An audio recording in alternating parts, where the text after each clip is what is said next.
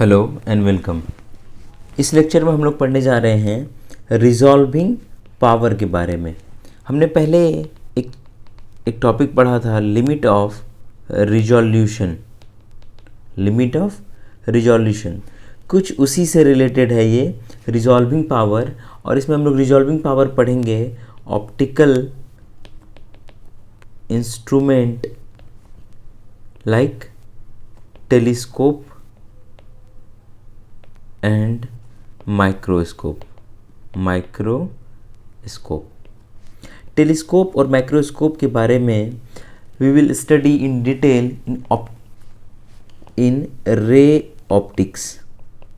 In ray optics we will study in detail about telescope and microscope. In ray optics here we are only concerned about resolving power of telescope and microscope. Resolving power of telescope and microscope.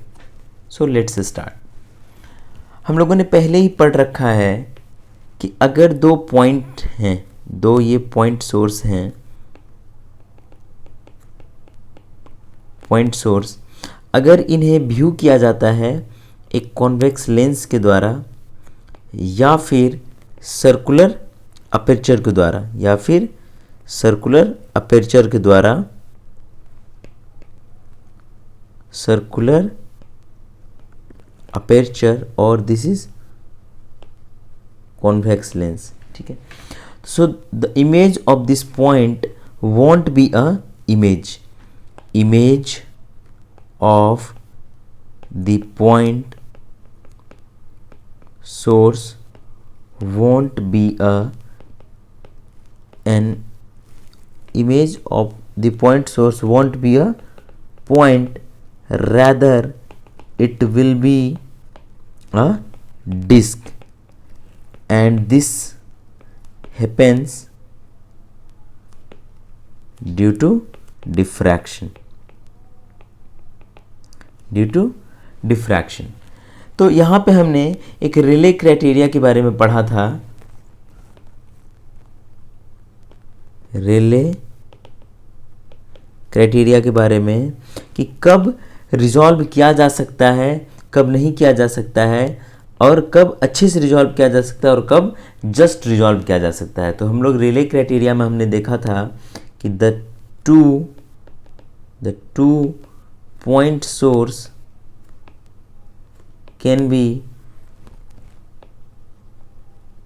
Resolved, can just be resolved if edge of one disk lie on the center of second disk. If the overlapping is more than this, the 2 point source can't be resolved anymore. Okay, तो दो point source को resolve किया जा सकता है if and only if, जब just resolve किया जा सकता है कब, ये हमारा दो पॉइंट सोर्स है और यहाँ पे हमारा कॉन्वेक्स लेंस है। इसने इमेज बनाया कुछ इस तरह से, मान लेते हैं कि ये this is 1 and this is 2. Okay, this is 1, let's make a bit bigger. Okay, and this is 2.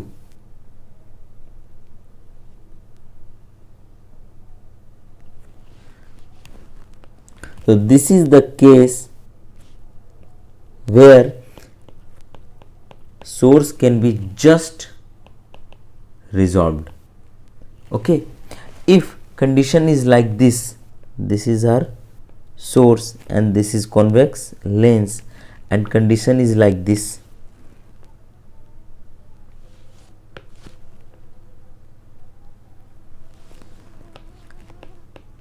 Can't resolved. ये रिजॉल्व नहीं किया जा सकता है, ये रिजॉल्व किया जा सकता है because edge lie on the centre, because edge lie on the centre. और अगर इससे ज्यादा हो गया, किस तरह से, पैटर्न कुछ इस तरह से आ गया, okay, so this is well resolved, well resolved. Here we will talk about just resolved condition because this is the condition, this is the condition where a little change will make the point source unresolvable. Okay, so we will discuss about just resolved condition. So let us see just resolved condition. Okay, so let us consider this just resolved condition.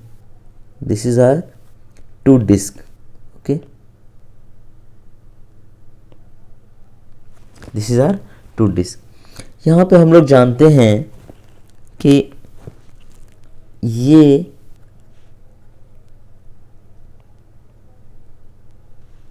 Centre से, sorry, अगर इस circle की बात करें हम लोग, this angle is theta and this angle will be theta. इस तो यहां पे देख सकते हैं हम लोग कि जो एंगुलर सेपरेशन है, this angular separation is what, theta. The angular separation is theta. This is center of first circle, this is center of first circle and this is center of second circle, and the angular separation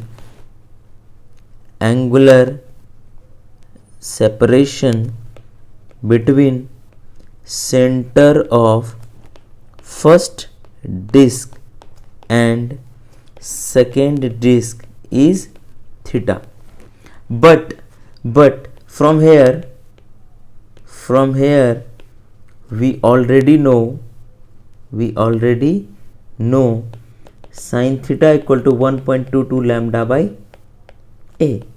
Sin theta is equal to 1.22 lambda by a, and since theta is very close to 0, so we can say theta is equal to 1.22 lambda by a. Theta is equal to 1.22 lambda by a. So from here we can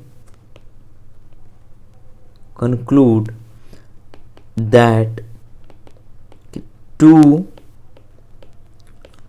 point source can only be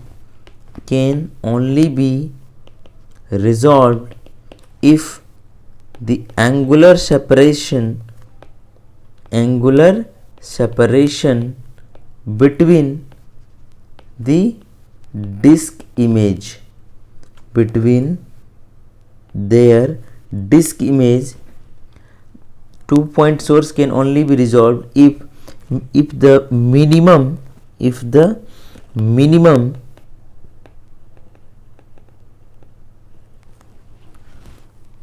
angular separation between the disk image should be theta such that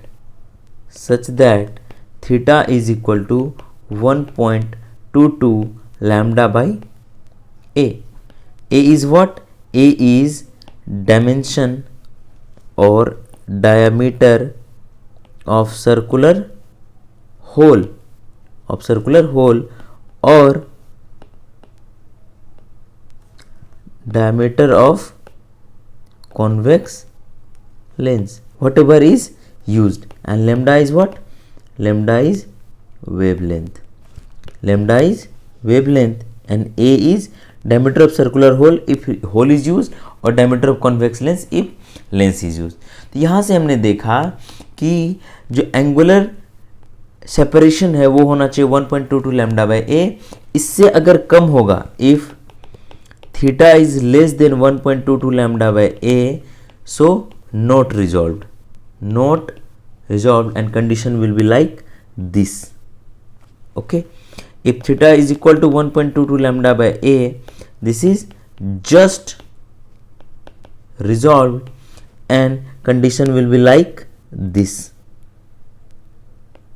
This is center and this is center. Okay, and if theta is greater than 1.22 lambda by a, the condition will be this is resolved, well resolved, and the condition will be like this.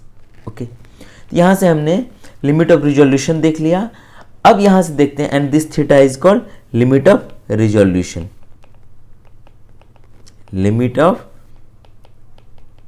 Resolution. यहां से अब देखते हैं हम लोग resolving power, resolving power. Okay, तो let us define resolving power. Resolving power is the inverse of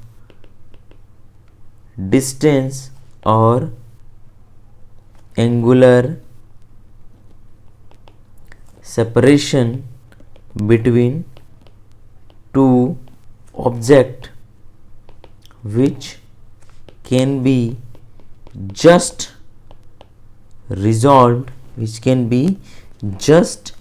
resolved, when viewed through an optical instrument. Okay, ये है हमारा रिजॉल्विंग पावर। तो रिजॉल्विंग पावर हम लोग बारी बारी से देखेंगे टेलीस्कोप के लिए और माइक्रोस्कोप के लिए। तो पहले हम लोग देखते हैं रिजॉल्विंग पावर ऑफ टेलीस्कोप। ठीक है, तो टेलीस्कोप किसके लिए होता है? डिस्टेंट ऑब्जेक्ट के लिए होता है, distant object like star.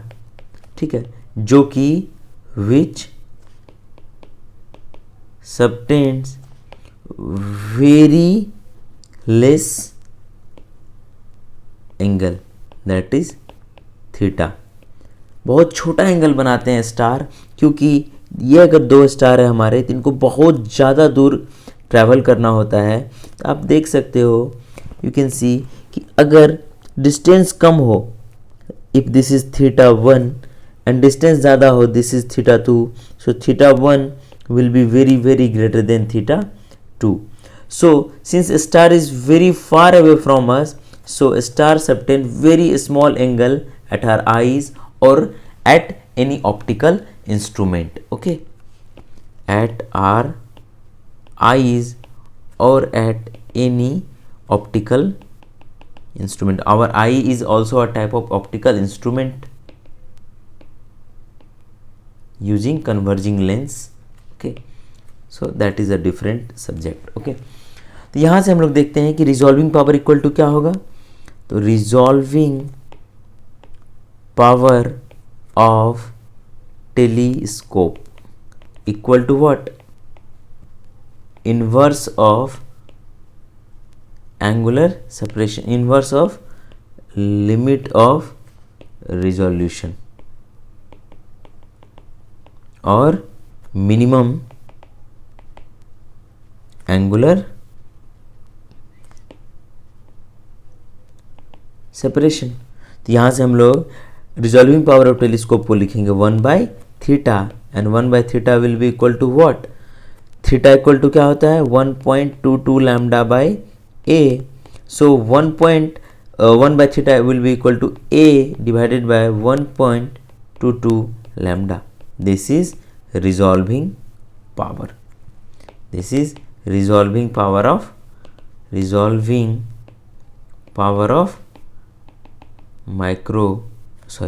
telescope. This is resolving power of telescope. यहाँ से हम लोग देख सकते हैं more is the A. A क्या है? That is more is the A. That is diameter of convex lens. More is the A, that is diameter of convex lens, more will be the resolving power of telescope. ठीक है, तो ये formula काफ़ी important है और इससे question पूछे जाते हैं। ऊपर देखें तो ये फॉर्मूला हमारा काफ़ी इम्पॉर्टेंट है और इससे भी क्वेश्चन पूछे जाते हैं। यहाँ पे ध्यान देने वाली बात यह है कि अगर दो स्टार हैं, this is one star and this is second star, अगर ये एंगल बना रहे हैं थीटा, अगर बहुत दूर है तो थीटा क्या होगा, छोटा होगा, थीटा छोटा होगा। इस थीटा को व्यू करने के लिए थीटा को छोटा से छोटा रख के भी इसको अगर लिमिट ऑफ रिजोल्यूशन के अंदर रखना है तो क्या करना पड़ेगा। यहाँ पे से देख सकते हैं आप कि थीटा बहुत छोटा हो रहा है, तो छोटा थीटा को कैसे अचीव कर सकते हैं हम लोग, अगर इस ए को हम लोग बढ़ाते चले जाएं। थीटा अगर छोटा हो रहा है मतलब स्टार काफ़ी दूर है, बहुत ही छोटा एंगल बना रहा है, क्या करेंगे, ए को बढ़ा देंगे तो जो हमारा थीटा बन रहा है, दैट इज़ जो हमारा एंगुलर सेपरेशन हो रहा है, वो क्या हो जाएगा, वो हो जाएगा लिमिट ऑफ रिजोल्यूशन के अंदर। किस तरह से, ए को बढ़ा के, इस ए को हम लोग बढ़ा देंगे और ए क्या हमारा डायमीटर ऑफ कन्वर्जिंग लेंस है। ठीक है, तो हम लोग डायमीटर ऑफ कन्वर्जिंग लेंस को बढ़ा के छोटे से छोटे एंगुलर सेपरेशन वाले ऑब्जेक्ट को भी व्यू कर सकते हैं। So by increasing the A, that is diameter of convex lens, we can view even those point having very less angular separation.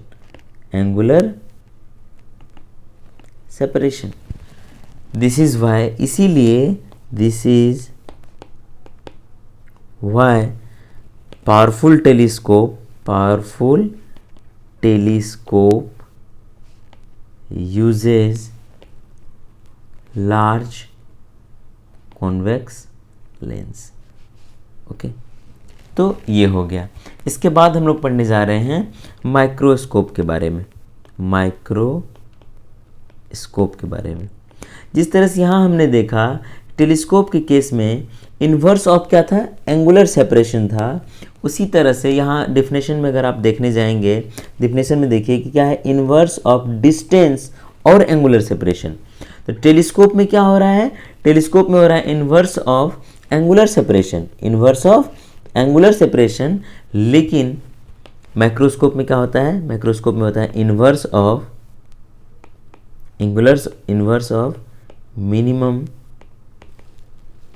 minimum distance between two objects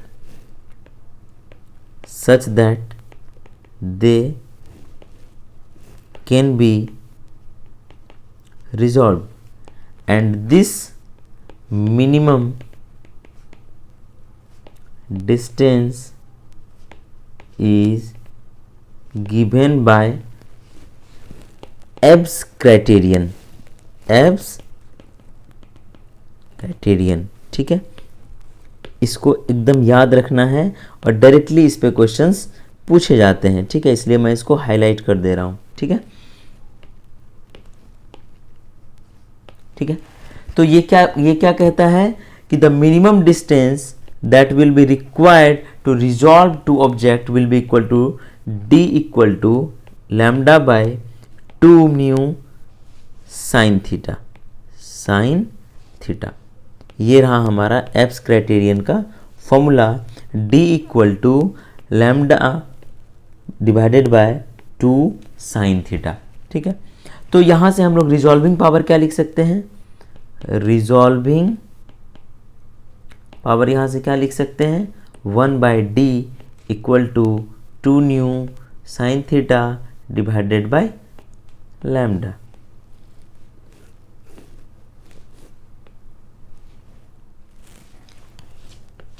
here mu is refractive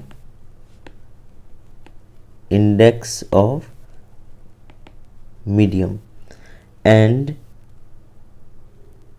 mu into sin theta is called numerical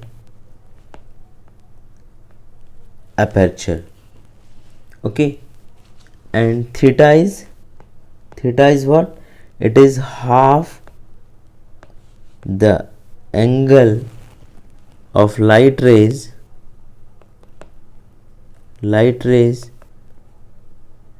taken in when focused on the object. Okay, so mu sin theta is called Na, that is numerical aperture.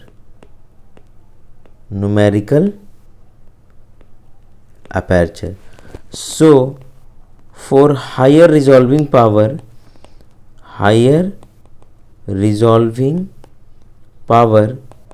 numerical aperture must be high. This one must be high. Also, by decreasing the lambda, that is wavelength, by decreasing the wavelength,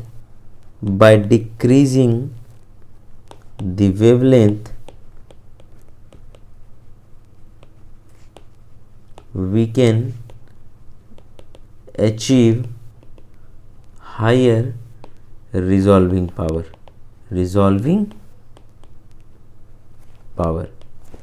एक चीज़ यहाँ हम लोग और कह सकते हैं कि if the medium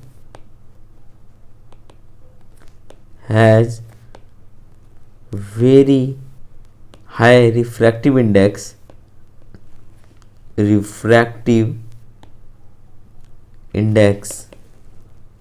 then the resolving power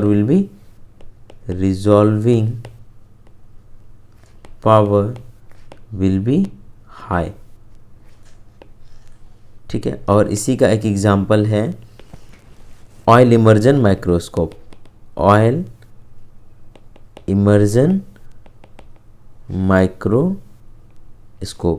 तो कभी एग्जाम में आ सकता है, पूछा जा सकता है oil immersion microscope is good और suitable for good resolving power due to, यहाँ से हम लोग कह सकते हैं अगर ऑप्शन में एब्स क्राइटेरियन हो तो यहाँ से हम लोग वो ऑप्शन टिक कर सकते हैं और वही हमारा क्या होगा, सही होगा. तो यहाँ से हमने एक बार हम लोग क्विक रिकैप ले लेते हैं. सबसे पहला देखा हमने लिमिट ऑफ रिजोल्यूशन, जहाँ पे देखा हमने कि अगर angular separation theta is equal to 1.22 lambda by A है तो वो दो ऑब्जेक्ट रिजॉल्व होगा. अगर इससे कम है तो रिजॉल्व नहीं होगा, इससे ज़्यादा है तो बहुत अच्छे से रिजॉल्व होगा. उसके बाद हमने देखा कि रिजॉल्विंग पावर, तो रिजॉल्विंग पावर क्या होता है, this is the inverse of minimum distance और minimum angular separation between two object that just can be resolve when view through an optical instrument. इसके बाद देखा हमने ऑप्टिकल पावर ऑफ टेलीस्कोप इस्तेमाल किया जाता है डिस्टेंस ऑब्जेक्ट को व्यू करने के लिए जहाँ पे थीटा बहुत ही छोटी हुआ करती है. इस थीटा को अचीव करने के लिए, in order to achieve this theta, the A that is diameter of lens is raised to a very high value to achieve high resolving power. उसके बाद हमने देखा माइक्रोस्कोप के बारे में. माइक्रोस्कोप का रिजॉल्विंग पावर को हम लोग देते हैं inverse of minimum distance between two object such that they can be resolve, and this is given by Abbe's criterion, that is minimum distance d is equal to lambda divided by 2 mu sine theta. Mu sine theta is called numerical aperture and this must be very high in order to achieve high resolving power. If we decrease the value of lambda, high resolving power can be achieved. Also, if we replace the medium of the microscope by some other medium which is having more refractive index, the resolving power of the microscope can be increased. So in this way we have studied the resolving power of optical instrument. I hope कि आपको ये समझ में आया होगा. Resolving power of optical instrument. इसमें हमने कुछ फॉर्मूले देखे, उसको हमने बहुत अच्छे से हाईलाइट भी कर दिया है और उस फॉर्मूला को आप मेमोराइज कर लीजिए क्योंकि क्वेश्चंस जो है डायरेक्टली फॉर्मूला बेस्ड आ जाते हैं और वहाँ पे ये क्वेश्चन आप बहुत ही विद इन सेकेंड्स क्वेश्चन को आप बना सकते हैं। ठीक है, तो आज के लेक्चर में बस इतना ही। Thank you. अगर लेक्चर अच्छा लगा हो तो चैनल को सब्सक्राइब कर दीजिए और शेयर कर दीजिए। Thank you and stay connected.